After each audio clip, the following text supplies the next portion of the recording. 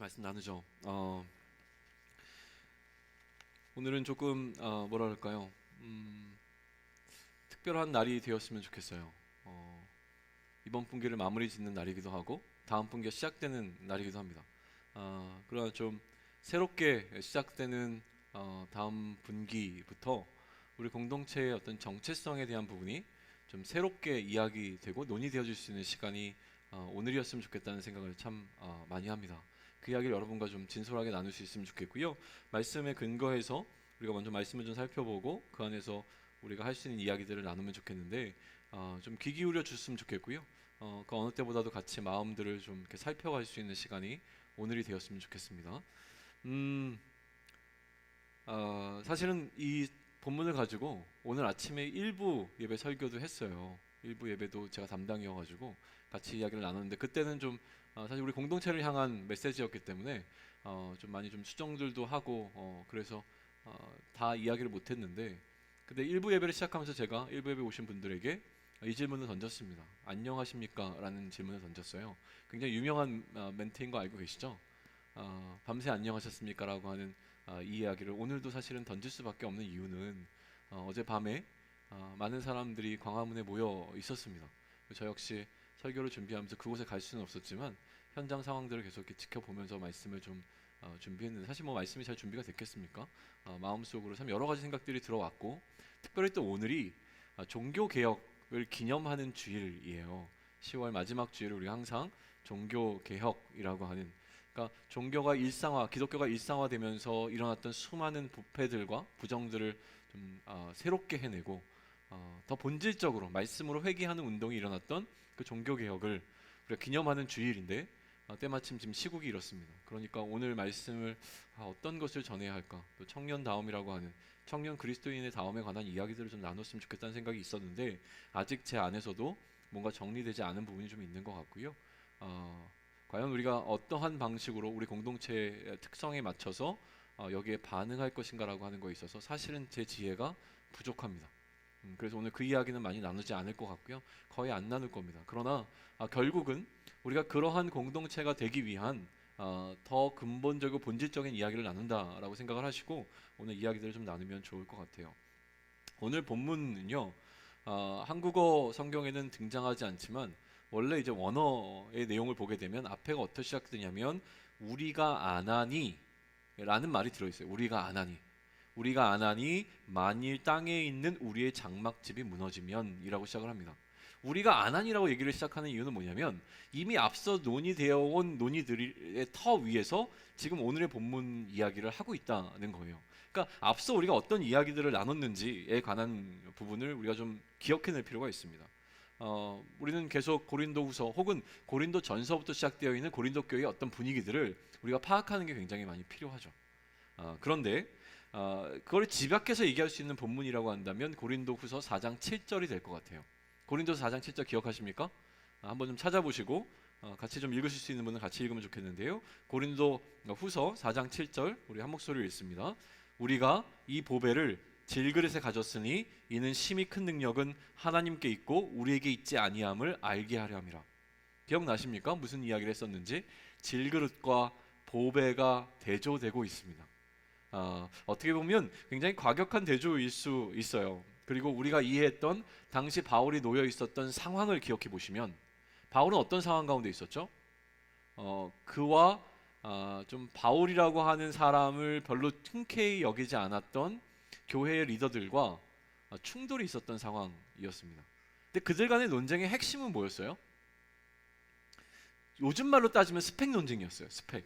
누구의 스펙이 훨씬 더 리더가 되기 합당한가의 논의였던 거죠. 그러다 보니까 그런 부분에 있어서 바울이 굉장히 도전을 많이 받을 수밖에 없었던 약점들이 있었거든요. 근데 그 약점들 가운데서 지금 이 고린도후서에서 좀 부각되어지고 있는 게 뭐냐면 고난이라고 하는 부분이었어요. 어떤 거냐면 논리가 나름대로 상당히 좀 이유가 있어 보입니다.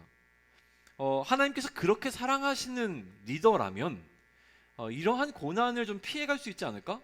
하나님께서 이 바울이라고 하는 사람을 별로 아끼지 않으시는 게 분명해. 왜냐하면 바울이 지금 죽음이라고 하는 고난을 수도 없이 겪어가고 있거든요.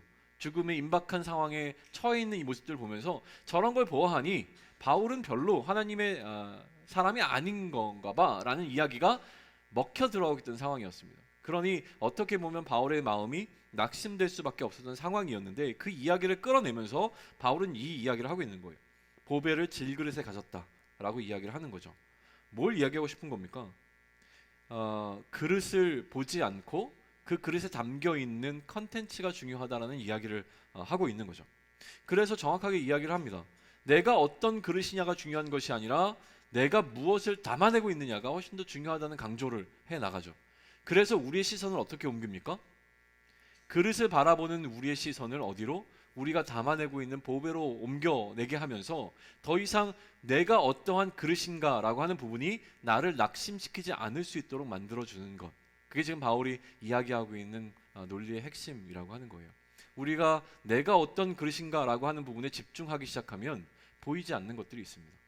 오히려 내가 어떤 그릇인가가 너무나 중요해지기 시작하면 나보다 훨씬 더 좋은 그릇인 것처럼 보이는 사람들 때문에 낙심할 수밖에 없는 게 우리의 모습이라고 하는 거죠.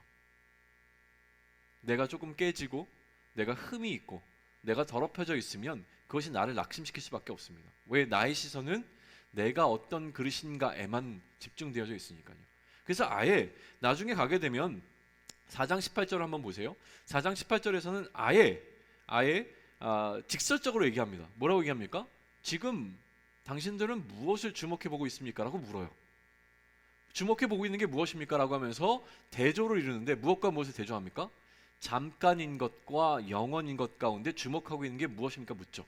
또 보이는 것과 보이지 않는 것 가운데 주목하고 있는 게 도대체 무엇입니까? 라고 물으면서 우리로 하여금 무엇을 도전합니까? 잠깐인 것이 아니라 영원한 것, 보이는 것이 아니라 보이지 않는 것으로 우리의 시선을 옮겨야 할 것에 대해서 이야기를 하죠.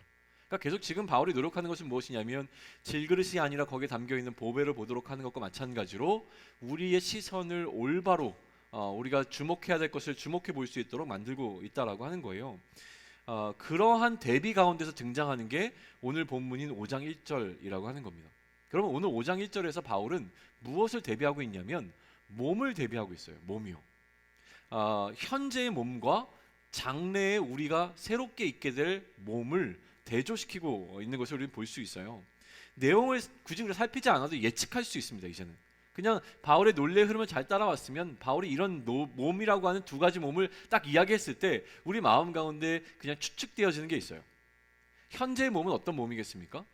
잠깐 있는 몸이고 보이는 몸입니다. 그런데 장차 우리가 입게 될 몸은 어떤 몸이에요? 보이지 않는 몸이지만 영원히 우리가 거할 몸이라고 하는 것으로 바울이 이야기를 할 것이라고 하는 것을 예상해 보는 건 어렵지 않습니다. 그런데 오늘 본문을 우리가 접하면서 여러분이 놓치지 않아야 될 한 가지 포인트가 있다면 그것은 무엇이냐면 지금 바울이 얘기하는 대조는 질그릇에서 보배로 옮겨지는 것이라는 대조였지만 지금 현재 5장에서 우리가 마주하고 있는 대조는 무엇이냐면 현재의 몸으로부터 어디로? 장래의 몸으로 몸에서 몸을 이동하는 것에 관한 이야기입니다. 그러면 우리는 하나의 몸에서 현재의 몸에서 장래의 몸으로 이동해야 해요. 그 이동의 개념이 뭡니까? 하나의 몸을 떠나 다른 몸으로 들어가는 겁니다. 예를 들자면요. 그러면 몸을 떠난다는 것은 무슨 의미예요? 우리가 흔히 몸을 떠났다라고 얘기할 때는 어떤 상황에서 얘기를 합니까? 죽음이죠. 몸을 떠나는 것은 죽음을 의미해요. 자, 그러면 몸을 떠났다고 하는 것은 죽음에 관한 이야기이고 우리가 다시 새로운 몸을 입었다라고 하는 것은 생명에 관한 이야기가 되어집니다. 결국 오늘 본문 속에서 바울이 하고자 하는 것은 이전부터 계속 논의해온 죽음과 생명이라고 하는 문제를 이제 몸이라고 하는 어떤 매개체를 통해서 설명해 나가고 있는 것이라고 우리는 볼 수 있는 거예요. 그런데 오늘 이 본문이 굉장히 고마운 것은 무엇이냐면 예전에 제가 수련회 때 한번 여러분과 나눴던 기억이 있는데 이 삶과 죽음이라고 하는 문제에 있어서 죽음이 갖고 있는 여러 가지 심각한 문제들을 바울은 굉장히 진솔하게 나누고 있다는 거예요. 그 진솔함이 우리의 마음을 좀 만질 수 있으면 좋겠습니다. 바울 같은 사람이 이러한 고민을 하고 있었나? 라고 하는 부분들이 굉장히 우리에게는 현실적이면서 또 고마운 이야기로 들릴 수 있는 부분들이 많습니다. 그 이야기들을 우리가 좀 살펴보면 좋겠는데요. 먼저 1절부터 같이 나눠볼까요? 1절 우리 다시 한번 한 목소리로 읽습니다. 자, 시작. 만일 땅에 있는 우리의 장막집이 무너지면 하나님께서 지으신 집 곧 손으로 지으신 것이 아니요 하늘에 있는 영원한 집이 우리에게 있는 줄 아느니라. 여기서 바울이 몸을 어떻게 이해하고 있는가가 설명되어지는데, 바울은 우리의 몸을 무엇이라 부릅니까? 땅에 있는 우리의 장막집이라고 표현합니다. 땅에 있는 우리의 장막집입니다. 장막이라고 하는 것은요, 일시적인 구조물이에요. 일시적이라고 하는 것은 언젠가는 무너져 내릴 것이라고 하는 것을 의미하는 거죠. 그러면 몸이 무너져 내린다는 것은 또 무엇을 얘기하겠습니까? 그것 역시 죽음을 의미합니다. 한시적으로 있다가 없어지게 될 어떤 것으로 이해하고 있는 거예요. 그리고 이것을 얘기하면서 바울이 1절에서 가장 먼저 등장시키고 있는 단어가 뭐냐면 만일이라고 하는 건데요. 그러면 우리는 만일이라고 하는 가정법을 어떻게 이해할 것인가라고 하는 조금은 좀 뭐랄까 복잡한 논의를 살짝은 진행을 해야 돼요. 근데 아주 단순화시켜서 한번 얘기를 해보죠. 만일 우리가 죽는다면이라고 이 문장을 한번 해석해 보죠. 만일 우리가 죽는다면, 그러면 여기에는 뭐가 전제가 깔려 있습니까? 죽지 않을 수도 있다라고 하는 두 가지 가능성이 같이 깔려 있는 걸로 볼 수 있어요. 그러니까 바울이 혹시 우리가 죽는다고 하는 사실을 부정하고 있는 거 아니야? 라고 오해될 소지가 있기 때문에 이걸 짚고 넘어가는 겁니다. 왜냐하면 고린도 교회에는요 약간 이상한 분위기가 있었어요. 어떤 분위기냐면 부활을 인정하지 않는 분위기가 있었습니다. 그래서 고린도 전서에서는 바울이 이 부활 논쟁을 고린도 교회와 함께 하고 있어요. 부활은 없을 것이다 라고 믿는 어떤 사람들이 존재했거든요. 마찬가지로 죽음이 어쩌면 죽음에 대해서 인정하지 않는 사람들이 있는 무리들과 논쟁하기 위해서 이런 것을 끄집어낸 것이 아닌가라는 생각을 할 수 있는데요. 여기서 만일이라고 하는 것은 어떻게 좀 이해하면 좋겠냐면 이렇게 이해하셔야 됩니다. 내가 살아있는 동안 예수님께서 재림하실 것인가? 아니면 내가 죽은 이후에 예수님께서 재림하실 것인가 라고 하는 이 두 가지 가능성 속에서 던지는 이 단어가 만일이라고 하는 거예요. 조금 더 쉽게 설명할게요. 우리는 우리의 생명을 다하고 난 다음에 예수님이 오실 것이라고 하는 것을 받아들이는데 훨씬 더 익숙합니다. 내가 이 땅에서 살 삶을 다 살고 난 다음에, 그리고 나서도 한참 지난 다음에 예수님이 오실 것 같은 느낌이 우리에게는 훨씬 더 강해요. 그렇죠? 내가 살아있을 때 예수님이 오실 것 같은 느낌을 받으시는 분들이 많이 계십니까? 대부분 그런 얘기 안 할 거예요. 그냥 나는 아마 한 몇 살까지 살다가 죽을 거고 죽고 나서 좀 있다가 예수님께서 오시겠지라는 생각을 하는 게 일반적이에요. 왜냐하면 예수님이 오시겠다고 약속하시고 난 다음에 수천 년이 지나는 동안 우리는 그렇게 익숙해져 간 겁니다. 그렇잖아요. 많은 사람들이 예수님이 오실 것을 기대하면서 살았지만 그들이 살아있는 동안 예수님이 오시는 것을 보지 못하고 죽었습니다. 그러니 우리 또한 그렇게 될 것이라고 생각하는 것이 너무나 일반적이에요. 그런데 바울이 살았던 시대의 상황을 한번 보시죠. 예수님이 올라가시면서 내가 금방 올 것처럼 말씀하셨고, 그러다 보니까 당시의 제자들은 예수님을 기다렸어요. 내가 죽기 전에 반드시 예수님이 오실 거야. 기다리는데 예수님이 안 오셨습니다. 믿음의 동료들이 한 사람 두 사람씩 죽어나가기 시작합니다. 생명을 다하는 것이죠. 그때 마음속에 불안함이 들어오는 거예요. 나도 예수님이 오시기 전에 죽는 거 아닐까? 라고 하니까 우리가 생각하는 것과는 다른 차원에서 죽음과 삶의 문제를 다루기 시작했고, 예수님이 오시는 문제에 대한 고민들이 생겨난 거예요. 그러니 지금 이 본문 속에서 바울이 만일이라고 가정하는 대부분은 무엇이냐면 내가 살아있는 동안에 일어난 일과 내가 죽고 난 다음에 일어날 일에 대한 어떤 그 구분점에서 이야기하고 있다는 것을 조금 더 우리는 기본으로 깔고 이야기들을 해나가면 좋을 것 같아요. 무너진 장막을 몸이라고 한다면 그 몸의 죽음을 의미하는 것인데, 죽음 이후에도 부활이 올 것이라고 하는 것에 대한 확신은 분명히 있었습니다. 그러니까 흙으로 만들어진 이 몸은 언젠가는 소모돼서 없어질 거예요. 그런데 흙으로 만든 그릇이 지닌 이 연약함을 넘어서서 우리는 언젠가 다시는 사라지지 않는 영원한 몸을 입게 될 것이라고 하는 인식이 바울과 그의 동료들에게 있었던 것은 분명하다라고 하는 거예요. 그러니까 바울은 이 두 가지의 대조는 기본적으로 갖고 갑니다. 어떤 대조요? 잠깐 있을 몸과 영원한 처소인 몸이라고 하는 두 가지를 비교해 나가요. 그래서 이 영원한 처소를 뭐라고 부르냐면 새로운 집으로 설명해 내는데, 그 특성들이 1절에서 한 4가지가 등장해요. 첫 번째는 무엇이냐면 하나님께서 지으신 집이라는 것이고요. 두 번째는 손으로 짓지 않았다는 겁니다.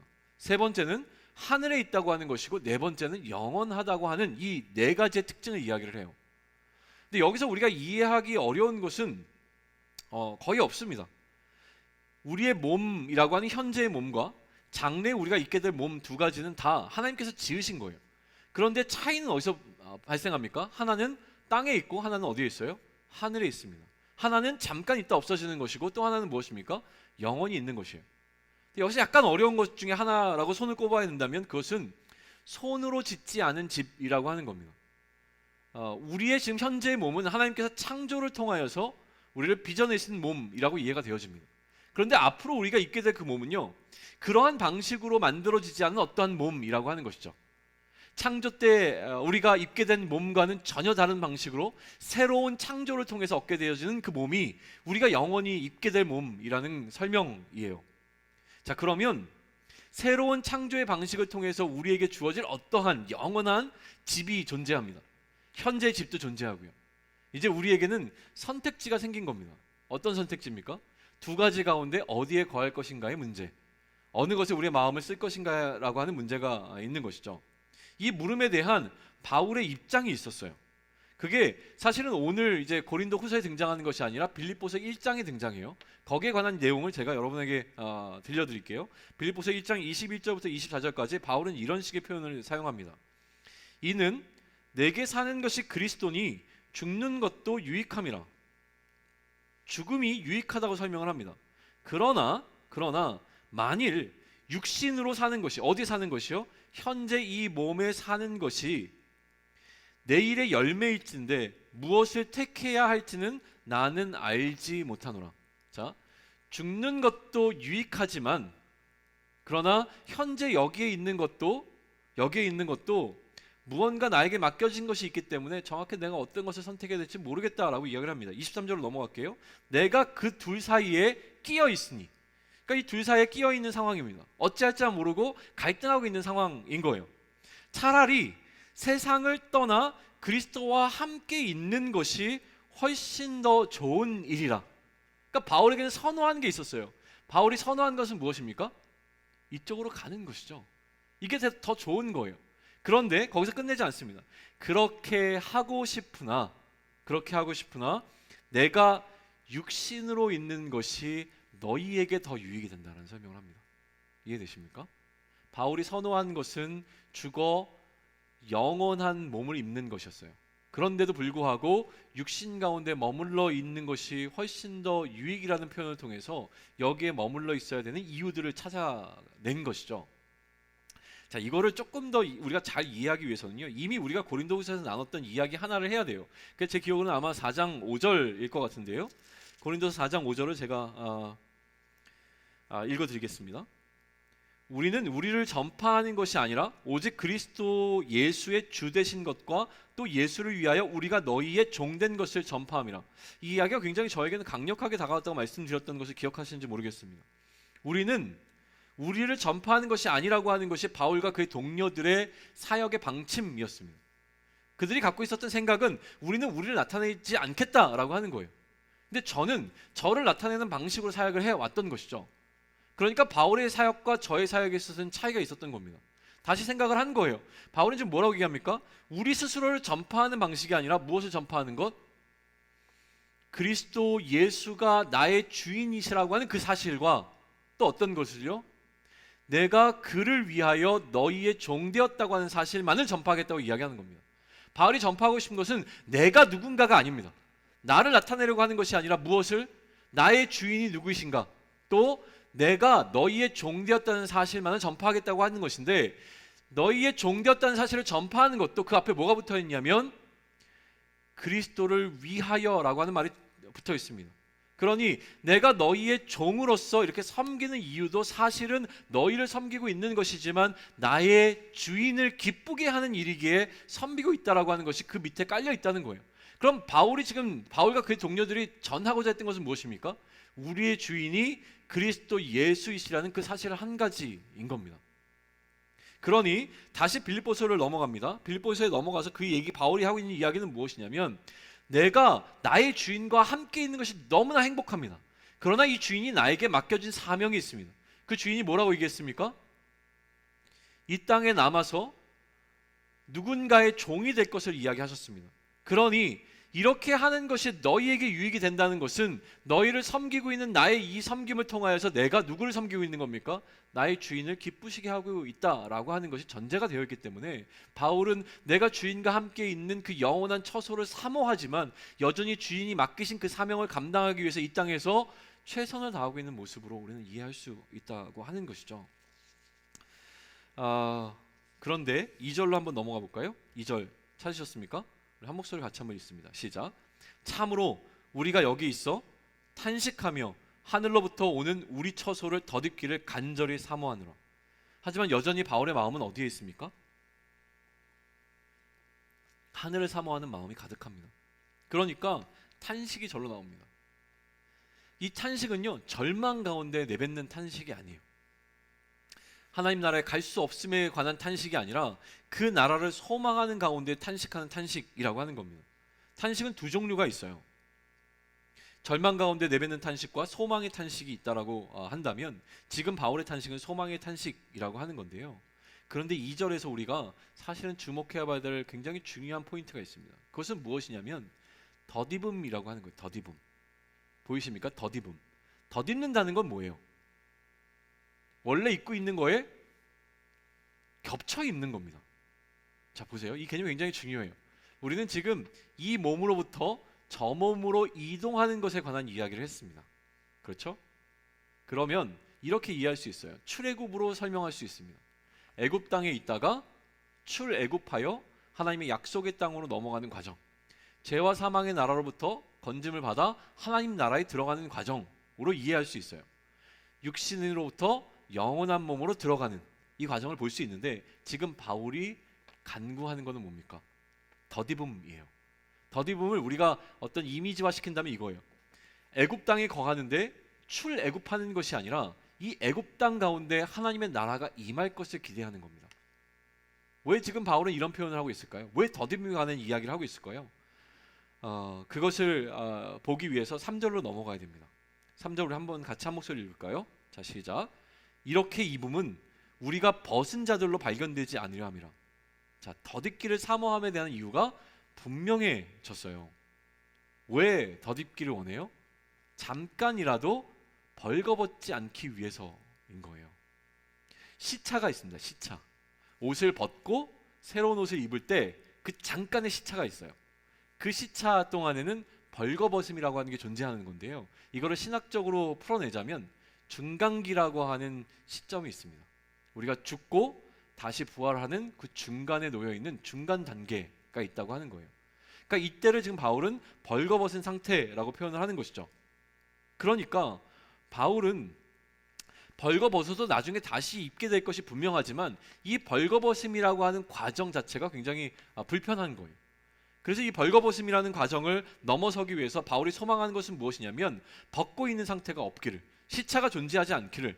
그래서 내가 살아있는 동안 현재 몸을 벗어버리기 전에라고 하는 것은 내가 살아있는 동안에 나의 몸 가운데 무엇이요? 새로운 몸이 덧입혀지기를 소망하는 소망을 갖고 있었다라고 하는 거예요. 이게 사실은 우리가 재림을 사모해야 하는 또 다른 이유 가운데 하나입니다. 우리는 어차피 죽으면 부활할 거야라고 하는 확실한 믿음 가운데 살아가다 보면 재림을 그렇게 소망하지 않습니다. 이해되시는지 모르겠습니다. 하나님께서 예수님께서 다시 빨리 오셔야 될 것이 그렇게 소망되어지지 않아요. 왜요? 어차피 죽어도 살아날 거니까요. 그런데 지금 바울이 갖고 있는 이 마음이 사실은 필요하다는 거예요. 살아있는 동안에 예수님께서 다시 오셔서 그의 나라가 지금 우리에게 덧입혀지기를 바라는 이 마음이 필요하다는 거예요. 그런데 개인적으로 이 바울의 이러한 고민, 이러한 고백이 고마운 이유는 예전에 설명했지만 저는 목사임에도 불구하고 저에게 신앙이 있었음에도 불구하고 저에게는 죽음에 대한 공포가 있었다고 하는 거예요. 여러분들은 죽음의 공포를 다 극복하셨습니까? 저는 사실은 죽음에 대한 공포를 극복한 지 얼마 안 됐어요.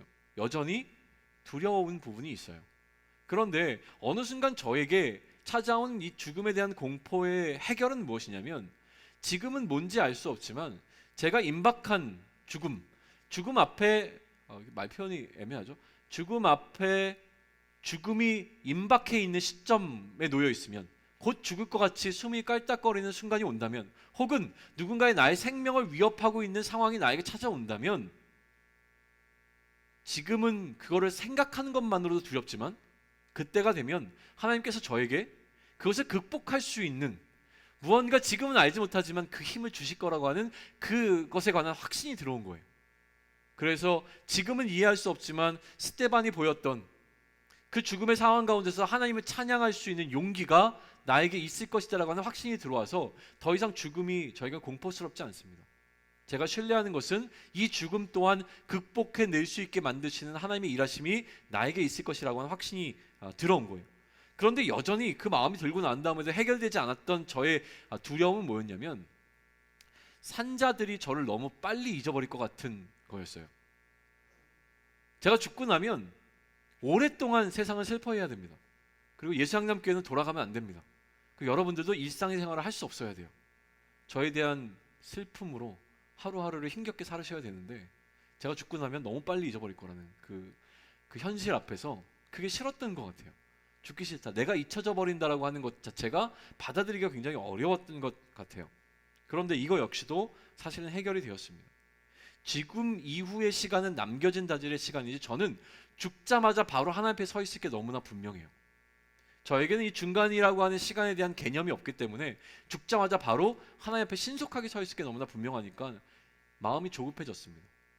남아있는 동안, 내가 죽어있는 동안 사람들이 무엇을 할까를 걱정할 겨를이 없는 거예요. 지금 오늘 하루를 살다가 내가 죽으면 바로 하나님 앞에 설 수 있는 준비가 되었을까라고 하는 게 저에겐 더 큰 문제가 되어졌기 때문에 그것은 더 이상 중요하지 않습니다. 바울도 동일한 고민들이 있었던 것 같아요. 뭐냐면 산자들의 시간의 흐름을 생각하고 있었던 것 같습니다. 그래서 이 시차를 없애려면 지금 더디음이 필요하다는 거예요. 이런 의미에서 4절에 이렇게 이야기를 하는데, 우리 4절 한 목소리를 같이 한번 읽습니다. 자, 시작. 참으로 이 장막에 있는 우리가 짐진 것 같이 탄식하는 것은 벗고자 함이 아니요 오히려 덧입고자 함이니 죽을 것이 생명에 삼킨 바 되게 하려 함이라. 죽음을 보지 않는 것, 죽음을 보지 않았으면 좋겠다라는 말을 굉장히 멋지게 표현하고 있어요. 뭐라고 얘기합니까? 죽을 것이 생명에 삼킨 바 된 상태, 이게 바로 덧입음이라고 하는 거예요. 분명히 죽을 몸이에요. 근데 이 죽을 몸을 무엇이요? 새로운 몸이 덧입혀짐으로 말미암아 죽음이 생명에 삼키어졌다라는 표현을 굉장히 멋지게 하고 있어요. 1차적인 의미는 바울이 죽음을 보지 않고 새로운 몸을 입게 되는 것에 관한 소망을 이야기하지만, 더 넓은 의미에서 보게 되어지면 우리 모두는 이것을 경험하게 될 것이라고 하는 것이죠. 우리는 죽은 것이 아니라 우리에게는 이 죽음을 극복하고 이겨낼 수 있는 부활이라고 하는 소망이 있다라고 하는 것을 좀 의미할 거예요. 어쨌든 간에 이것은 우리에게 소망입니다. 그러면 이러한 소망을 갖게 되는 이유가 무엇이냐고 하는 것인데요, 이 소망에 대한, 이런 소망을 가질 수 있는 확실한 근거가 5절에서 등장하고 있어요. 우리 5절을 한 목소리로 읽을까요? 자, 시작. 곧 이것을 우리에게 이루게 하시고 보증으로 성령을 우리에게 주신 이는 하나님이시니라.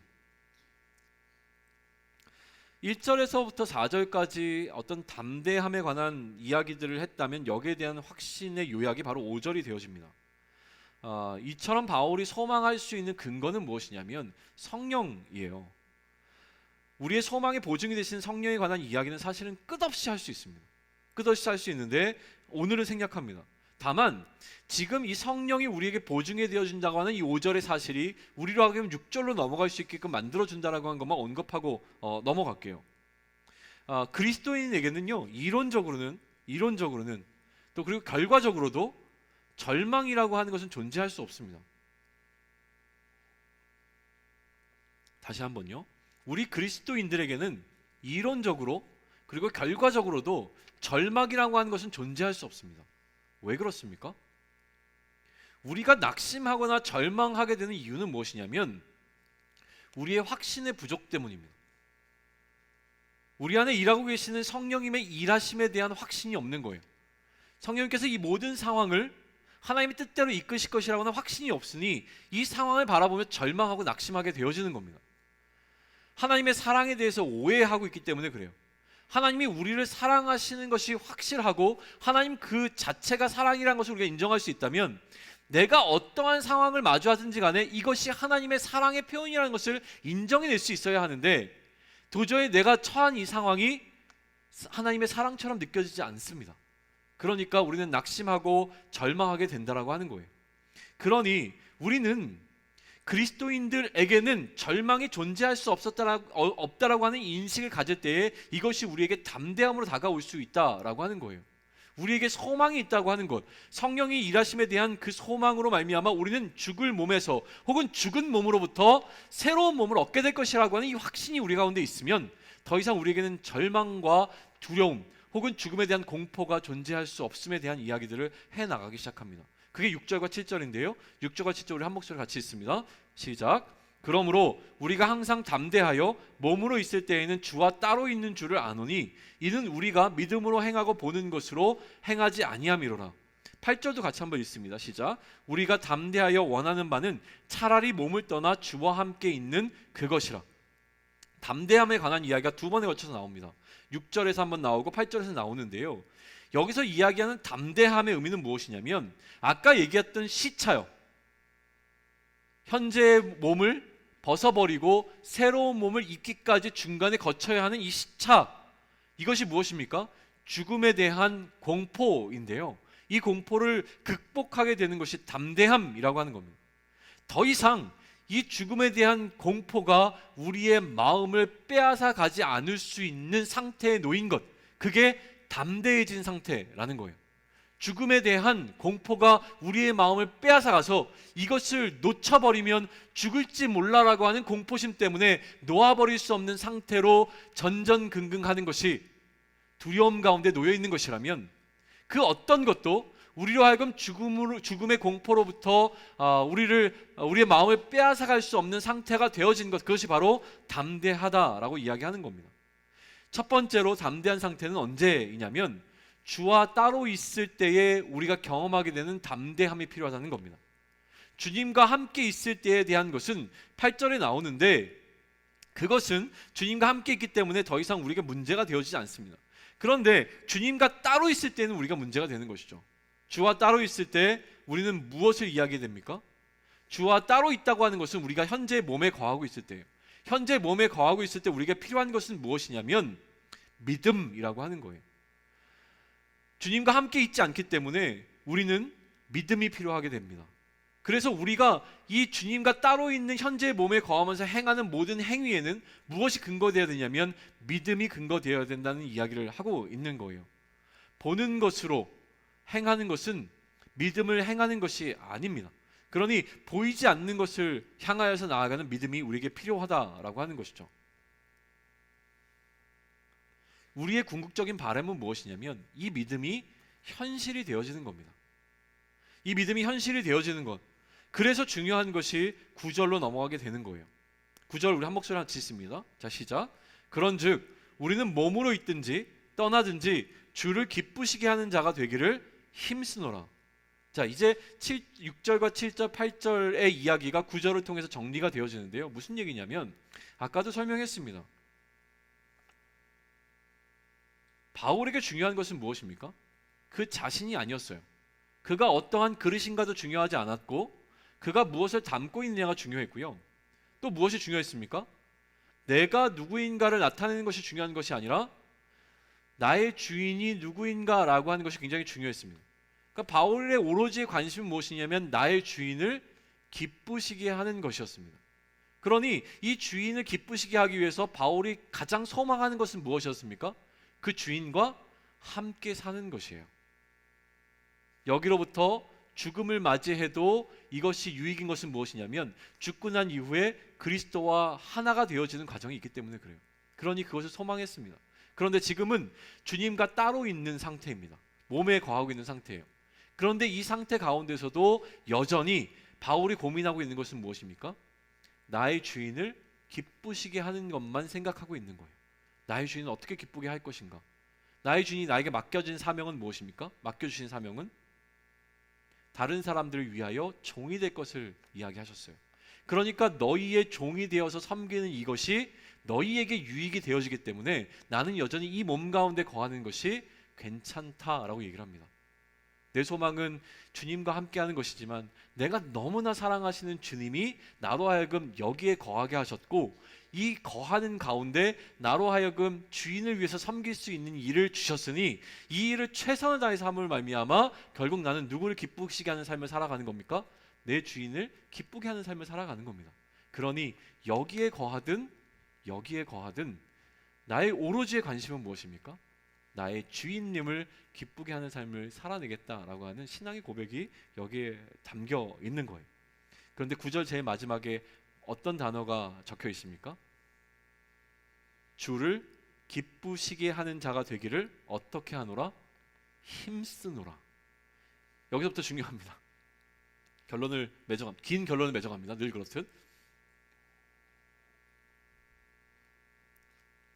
조금 더 집중하면서 이야기를 해나갑시다. 힘쓰노라라고 하는 이 단어는요, 어떤 단어로 번역될 수 있냐면 야망이라고 하는 단어로 번역될 수 있습니다. 그리스도인의 야망입니다. 그리스도인들이 품어야 되는 야망은 무엇입니까? 내 주인을 기쁘시게 하는 겁니다. 그게 우리 모든 그리스도인들이 품어야 되는 야망입니다. 야심이라고 하는 거죠. 우리 그리스도인들이 품어야 되는 야심은요, 단 한 가지입니다. 우리의 주인을 기쁘시게 하는 겁니다. 그 야망이 힘쓴다라고 표현된 거예요. 재림 때 내가 어떤 상태에 있는가가 중요하지 않습니다. 재림 때 내가 살아있는 상태 가운데서 주님을 맞이하든지 아니면 죽은 가운데서 주님을 맞이하든지 중요하지 않습니다. 중요한 것은 무엇입니까?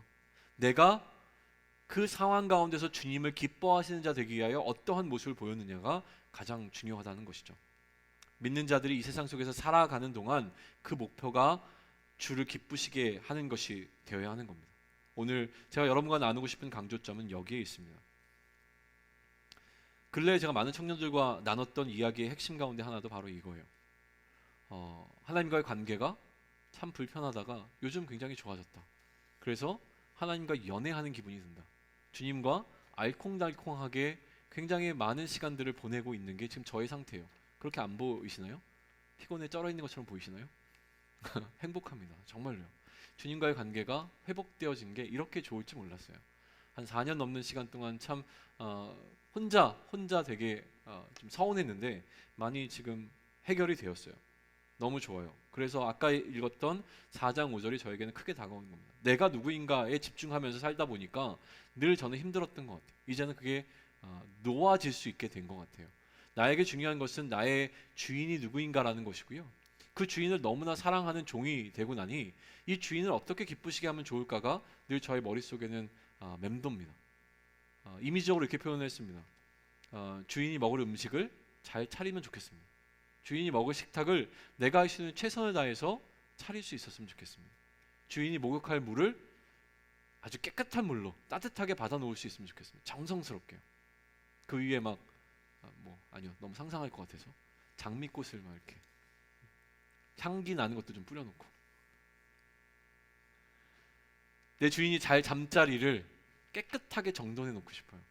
왜? 내 주인을 너무 사랑하니까요. 그냥 시켜서 하는 일이라면 되게 싫을 것 같아요. 야, 내가 이런 것까지 해야 돼? 질질 끌려가는 거죠. 그런데 내가 너무나 사랑하는 사람을 위해서 하는 일은요, 시간이 없어도 합니다. 연애해 보신 분들은 알잖아요. 시간이 남아서 연애하는 거 아닙니다. 시간이 없어도 사랑하는 사람을 위해서는 어떻게든 시간이 납니다. 사랑하는 사람을 위해서는 지쳐도 뭔가 나에게 힘이 납니다. 그러니까 내가 너무나 사랑하는 나의 주인님을 위해서 기쁨 가운데 많은 것들을 해내고 있는 것을 제가 스스로 느껴요. 그런데 두 가지입니다. 주인을 기쁘게 하고 싶다는 생각, 또 한 가지는 무엇이냐면 내가 가장 잘하는 방식으로 주님을 섬기고 싶다는 생각이 들어왔어요. 예전에는 내가 가장 잘하는 방식으로 무언가를 하면 이게 나 자신을 너무 드러내는 거 아니야? 라고 하는 불편함이 있었어요. 근데 그거조차도 해결이 된 겁니다. 무슨 얘기입니까? 내가 잘하는 것으로 주인을 섬기는 게 맞습니다. 요리 진짜 못하는데 요리하겠다고 덤벼봐요. 주인이 드셔주겠죠. 마음씨 좋은 주인이잖아요. 기쁘게 드셔주시겠지만 얼마나 맛없겠어요. 내가 가장 잘할 수 있는 것으로, 왜냐하면 주인이 나에게 잘할 수 있는 것을 알려주셨잖아요. 그 방식으로 섬긴다고 하기 때문에 내가 잘하는 일을 할 때 불편하지 않아요. 그런데 그러면서 생각한 거예요. 내 주인이 가장 기뻐하는 일은 뭘까? 뭘 하면 도대체 나의 주인은 가장 기뻐할까를 생각했어요. 우리 같은 주인 섬기고 있는 거 맞죠? 생각해 보세요. 우리 주인님이 우리가 뭘 하면 제일 기뻐하실까요? 주일날 예배 안 빠지고 나오면 기뻐하시겠지만 그게 주인님이 가장 기뻐하시는 걸까요? 아니면 뭐가 있을까요? 돈 많이 벌면요? 학점 잘 받으면요? 뭘 하면 좋을까요? 성경 통독하면? 선교 나가면? 뭘 하면 우리 주인님이 가장 좋아하실까요? 그때 떠오른 찬양이 있었어요. 한 영혼이 돌아오면 주님이 기뻐 뛰신다라고 하는 어떤 그 이미지가 떠오른 거예요. 생명을 살리는 그 일을 할 때, 생명이 살아나는 일이 일어날 때 주인이 가장 기뻐하겠구나라는 생각이 들었어요. 그래서 이 생명을 살리신 일에 저의 모든 걸 헌신하고 싶었는데요. 충격입니다. 늘 충격. 어떤 충격이냐면 교회 안에서 이렇게 우리 사랑하는 청년들에게 복음을 전하는 건 어렵지 않은 것 같아요. 제가 죄송합니다. 잘한다고 느끼는 것 같아요. 근데요, 세상으로 나아가서 전혀 모르는 사람들에게 복음을 전하려고 하고 복음을 전해보니까 너무 어려워요. 너무 어색해요. 이 말씀 맡은 자라고 하는 목사가 복음 전하는 게 너무 어렵다는 생각이 들고 너무 어색하다는 생각이 드는 거예요. 무슨 말을 해야 될지, 어떻게 해야 될지, 뭘 하고 있는 건지도 당황스러운 상황. 그러니까 결국은 전도를 나갔는데요, 복음은 거의 못 전했어요. 그냥 외판원 한 거예요. 우리 교회에서 행사하는데 한번 와보세요. 그거 이상 못 하겠더라고요. 표정들도요 장난 아니에요. 막 마음 막 상처받을 것 같고 그러면서 느낀 게 요즘 계속 느끼고 있는 건데요. 안타까운 상황이지만 세상은 더 이상 교회를 궁금해하지 않습니다. 세상은 더 이상 복음에 관심이 없습니다. 오히려 교회를 조롱하죠. 교회를 왜 가야 되는가? 교회에 있던 사람들도 이 울타리를 벗어나고 있는 상황이라고 하는 것이 참 안타깝습니다. 많이 고민했던 것 같아요. 어떻게 하면 좋을까? 어떻게 하면 궁금증을 유발할 수 있을까를 생각했던 것 같고요. 우리의 선배들을 좀 살펴봤습니다. 초대교회에서는 늘 날마다 그들의 삶이 사람들을 궁금하게 하는 방식이었어요. 매일의 삶이 기적과 같은 삶이었습니다. 기적들이 일어났어요, 실제로. 그 기적을 통해서 뭐가 일어났습니까? 궁금증이 유발됐습니다. 사람들이 모였습니다. 도대체 어떻게 이런 일이? 그때 사도들이 이야기한 게 무엇입니까? 예수 그리스도 그 이름의 능력이 이 일을 가능하게 했습니다. 그리고 그 이름이 우리를 구원할 유일한 이름입니다. 이거를 전함으로 말미암아 수천 명이 복음 가운데 들어오는 일들이 막 생긴 거예요. 우리도 막 앉은 사람을 일으켜내고 막 죽은 자를 살리고 그러면 될 것 같죠? 그게 핵심이 아니에요. 기적의 핵심은 무엇입니까? 궁금증을 유발하는 건데요. 한국의 초대교회에는 어떤 궁금증을 유발했냐면 예수쟁이라고 하는 말로 무언가 조롱거리가 되긴 했지만 경외심이 있었습니다. 개망나니가 교회 가면 바뀌는 거예요. 어떻게 맨날 술 먹고 도박하고 마누라 두들겨 패던 애가 교회 가가지고 좀 다니더니 술 끊고 담배 끊고 도박 끊고 너무나 성실한 가장으로 돌아오는 이 사건이 사람들의 궁금증을 유발한 겁니다. 그리고 기독교는 계속 교육과 의료와 또 다른 어떤 무브먼트를 통해서 사회를 도전해 나갔습니다. 사람들을 계몽해 나갔고 나라가 어려울 때는 술 끊고 담배 끊은 그 돈으로 나라 살리자, 돈 모으자, 국채 보상운동 맞나요? 이런 것들 하면서 나라를 살리는데 기독교가 앞장섰습니다. 제가 어렸을 때는 교회에서 하는 모든 프로그램이 학교에서 하는 것보다 훨씬 더 재밌었어요. 축제도 교회에서 하는 게 훨씬 더 재밌었고요. 수련회도 교회에서 하는 게 훨씬 더 재밌었습니다. 근데 이제는 역전된 지 오래됐잖아요. 그리고 엔터테인먼트라고 하는, 아니죠, 뭐라고 하죠? 버라이어티라고 하는 그 프로그램들이 교회에서 하고 있는 어떤 것들을 다 압도해 버렸습니다. 더 이상 교회에서는 즐거움을 찾기가 어렵습니다. 그런 이야기를 하고 싶은 건 아니지만 무언가 이제는 우리가 하는 봉사조차도 사실은 NGO라고 하는 단체들이 훨씬 더 적극적으로 해냅니다. 교회가 더 이상 세상 가운데서 교회로서의 뭔가를 나타낼 무엇이 아무것도 남지 않았습니다. 오직 갖고 있는 것은 복음인데요, 문제는 이 복음에 사람들이 반응하지 않는다는 거예요. 더 이상 궁금해하지 않는다는 거예요. 우리가 갖고 있는 이 보배에 관심들이 없습니다. 그래서 고민하기 시작했어요. 우리가 무엇을 할 수 있을까? 우리 예수항남 청년교회가, 그리고 우리들이 도대체 세상을 궁금하게 만들 수 있는 무엇일까에 대해서 더 깊이 많이 고민하고 있는 단계입니다.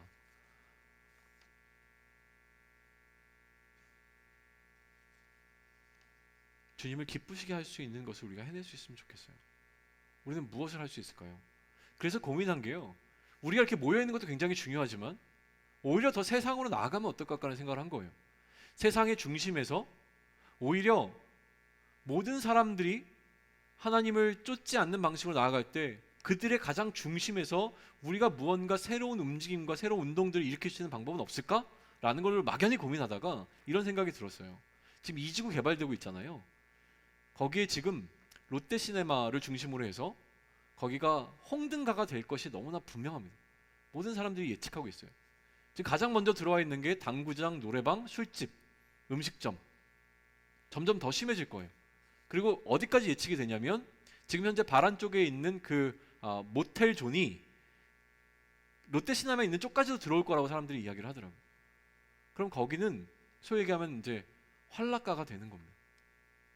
여기 1지구에 사는 사람들은 괜찮아요. 우리 청년들 가서 2지구에 사는 사람들이 있는데 그런 거죠. 거기는 이제 놀이문화만 남아있는 지역이 되는 겁니다. 그런데 오히려 거기에 한 중심에 우리가 매장을 하나 얻어요. 1층에 한 10여 평 되는 매장을 하나 얻어서 청년들이 맨날 거기 모여 있는 겁니다. 24시간은 아니겠지만 어쨌든 맨날 모여 있는 거예요. 술도 안 먹는 애들이 거기서 맨날 즐거워요. 지들끼리 뭐 하는지 모르겠는데 막 노래도 부르고, 어떨 때는 뭐 공부도 하는 것 같고, 어떨 때는 막 싸우는 것 같기도 하고, 어떨 때는 막 앞에서 버스킹하는 막 노래도 부르고 뭔가를 해요. 근데 뭔가 따뜻해 보이는 거죠. 뭔가 쟤네들은 뭐지? 이것만으로 충분할 것 같다는 생각이 드는 거예요. 청년들이 아제트가 거기에 존재하고 거기서 우리는 고민하는 겁니다. 지금 술집으로 다 변해 있는 이 거리를 우리가 어떻게 바꿀 수 있을까? 어떻게 그리스도의 복음으로 도전할 수 있을까? 알아봤더니 월 한 300 이상은 필요하더라고요. 담임 목사님을 찾아갔습니다. 목사님 결단합시다. 결단하셔야 됩니다. 하겠습니다. 담임 목사님이 뭐라고 하셨게요? 동의하셨어요. 동의하셨는데 문제는 우리에게는 엘리시아가 있다. 어차피 교회에서 임대료 다 내주는데 엘리시아를 청년들이 완전히 니네가 장악해라. 너희한테 넘겨줄게. 청년들이 아예 경영을 해라. 운영을 하고 거기서 새로운 움직임을 일으켜라. 이게 처음 얘기 나오는 건 아니에요. 그런데 이제 무슨 얘기를 했냐면, 만약에 청년들이 엘리시아를 운영한다면 좋습니다. 대신에 다 뜯어 고치겠습니다. 인테리어 싹 바꾸고 완전히 다 바꾸겠습니다. 진짜 무언가를 하겠습니다. 동의도 다 됐습니다. 기획안 갖고 와라. 그러면 당회에서 이야기하겠다. 우리 남은 건 뭡니까? 기획하는 일이에요. 오늘 고은이가 와서 너무 고마워요. 사실은 우리 고은이 얘기 계속 했거든요. 고은이가 갖고 있는 노하우가 되게 많아요. 협동조합 뭐 이런 거 막 하는데 우리가 하고자 하는 게 그거예요. 간단하게 설명하면 기본 베이스는 3개입니다. 바울의 모델을 그대로 따라가는데 바울은 텐트 메이킹을 했습니다. 그들의 팀이 텐트 메이킹을 했다는 거예요. 자기들이 사역하는 기본적인 어떤 베이스가 되어지는 사역의 자금들이 있었어요. 그리고 나서 늘 로마서 16장을 보게 되면, 또 다른 서신들을 보게 되면 뭐라고 얘기할까요? 재정가와 활동가를 요청했습니다. 재정적으로 도움을 줄 수 있는 사람과 활동적으로 함께 할 수 있는 사람들을 요청했던 거죠. 그러니 우리도 SNS라고 하는 공간을 통해서 클라우드 펀딩이든지 뭐가 됐든지 간에 또 우리 자체적으로 무언가 계속 모드를 만들어내면서 자금들은 모아갈 거예요. 그리고 그렇게 모인 금액을 통해서 우리가 어떻게 이 시대와 이 지역을 도전할 수 있을까에 대한 것들을 고민해 나갈 겁니다. 그게 우리 청년 공동체의 정체성이 되었으면 좋겠어요. 우리는 여기 머물러 있는 교회 안에서 구성되어 있는 청년 공동체가 아니라 이제는 세상 바깥에서, 세상 가운데서 존재하는 교회 공동체가 되는 시도를 하려고 하는 겁니다. 무엇을 할 건지는 모르겠습니다. 근데 해낼 겁니다. 예를 들면 이런 거예요. 연말이 되니까 이제 우리는 뭘 고민하기 시작할 겁니까? 봉사활동 해야지. 여기서부터 사실 출발한 거예요. 봉사활동 하면 이제 뭐 할 거예요? 양로원 가야죠. 고아원 가야죠. 이게 전부입니다. 이걸로는 세상의 궁금증을 유발하지 못합니다. 근데 분명히 세상이 놓치고 있는 어떤 것들이 있을 거예요. 세상이 무시하고 있고 알지 못하는 그 무엇을 우리가 찾아내서 비용이 들지 않아도 좋은 아이디어로 충분히 세상을 놀래킬 수 있는 게 우리 청년들이 갖고 있는 장점입니다. 그거를 해내려고 하는 거예요. 가슴이 설레지 않습니까? 안 설레입니까? 설레일 거라고 믿어요.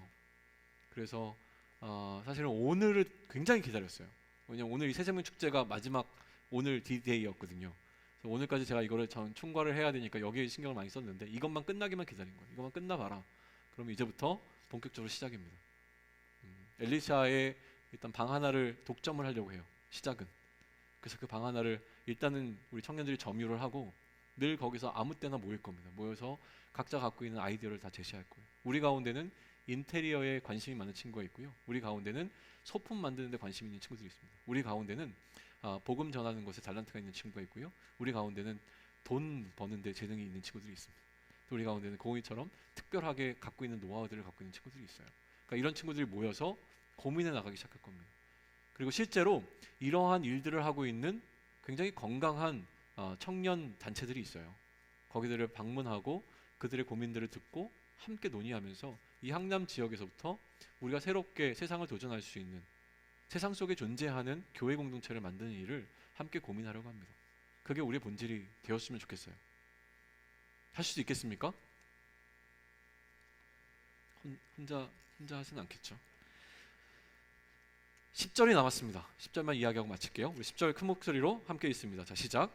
이는 우리가 다 반드시 그리스도의 심판대 앞에 나타나게 되어 각각 선악간에 그 몸으로 행한 것을 따라 받으려 함이라.